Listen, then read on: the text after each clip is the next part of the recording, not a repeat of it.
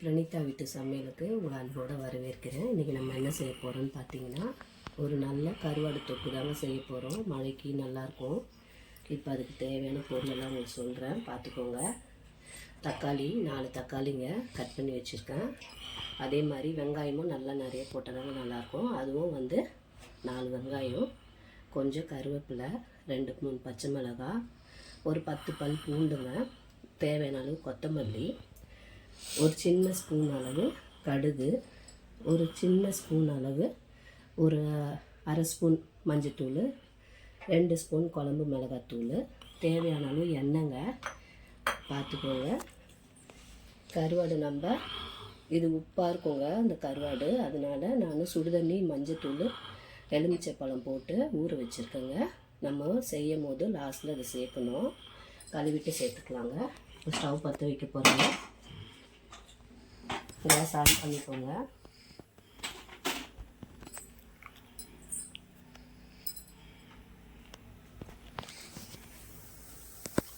இப்போ நம்ம தேவையான அளவு எண்ணெய் ஊற்றிக்கலாங்க.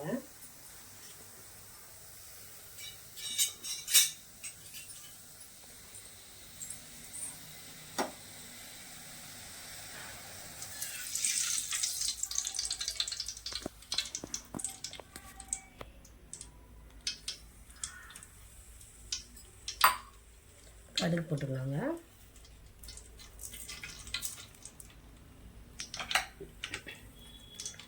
கொஞ்சம் கருவேப்பிலை போட்டுக்கலாம்.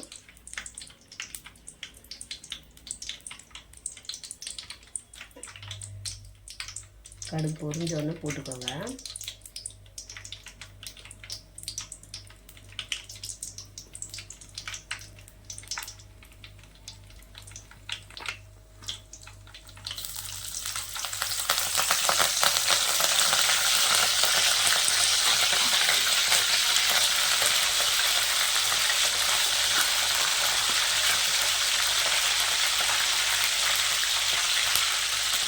வெங்காயம் போட்டுக்கலாங்க.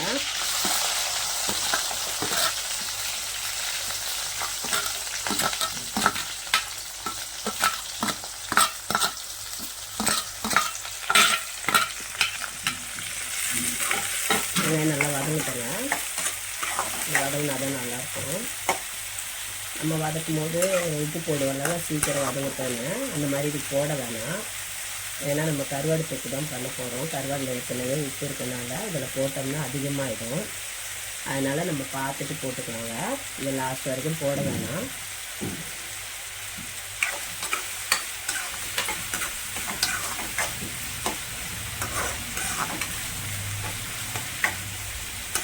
நல்லா வதங்கிட்டோங்க.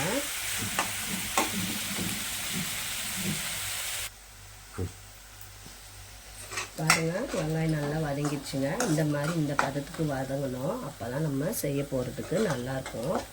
இப்போ நம்ம பூண்டு போட்டுக்கலாங்க. 2 பச்சை மிளகா இருக்குது, அதையும் போட்டுக்கலாம்.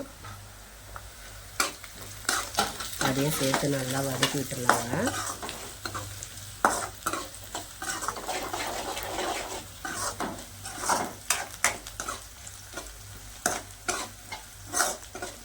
நம்ம தக்காளி சேர்த்துக்கலாங்க.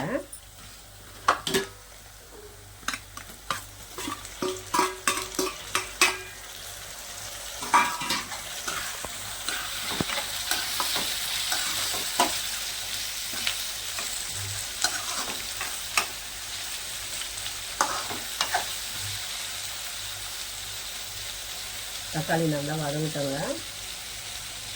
உப்பு போட்டுறாதீங்க.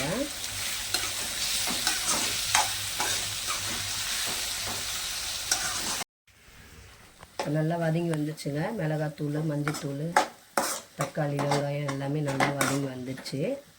பார்த்துக்கோங்க. இப்போ நம்ம கொஞ்சமாக தண்ணி விடணுங்க. தண்ணி விட்டால் தான் அந்த கருவாட்டுக்கு ஒரு சும்மா அந்த கிரேவி மாதிரி கிடைக்கும். ரொம்ப விட்டுறாதீங்க, கொஞ்சமாக தண்ணி விட்டுக்கலாம்.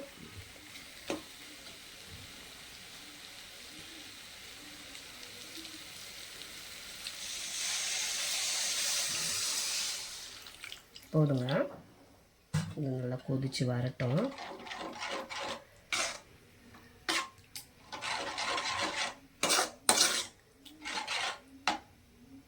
நல்லா கொதிச்சு வரட்டுங்க.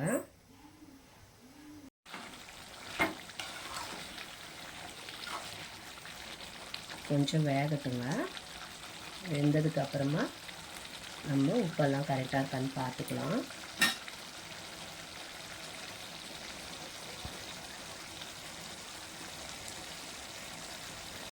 நல்லா சூப்பராக ஒரு கிரேவி ரெடி ஆயிடுச்சு.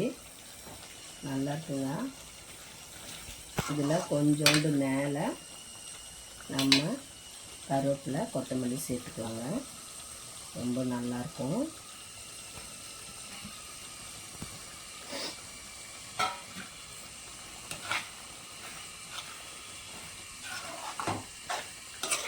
நம்ம சால்ட்டு பார்த்துக்கலாங்க கரெக்டாக இருக்கான்னு. இல்லைன்னா நம்ம சேர்த்துக்கலாம். சால்ட்டு பார்த்துக்கலாங்க.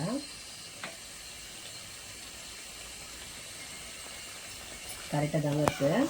நம்ம போட வேண்டியதில்லை. அப்படி உங்களுக்கு கம்மியாக இருந்தால் கருவாடெல்லாம் போட்டு முடிச்சுட்டு லாஸ்ட்டாக கொஞ்சோண்டு சேர்த்துக்கோங்க. இதில் கரெக்டாக தாங்க இருக்குது.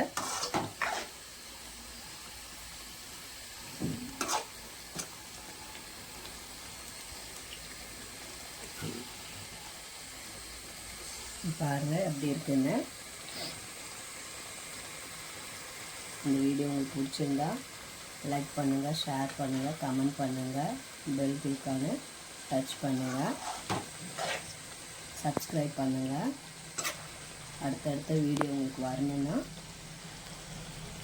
லைக் பண்ணுங்கள், ஷேர் பண்ணுங்கள், சப்ஸ்கிரைப் பண்ணுங்கள், பெல் ஐகானை கிளிக் பண்ணுங்கள்.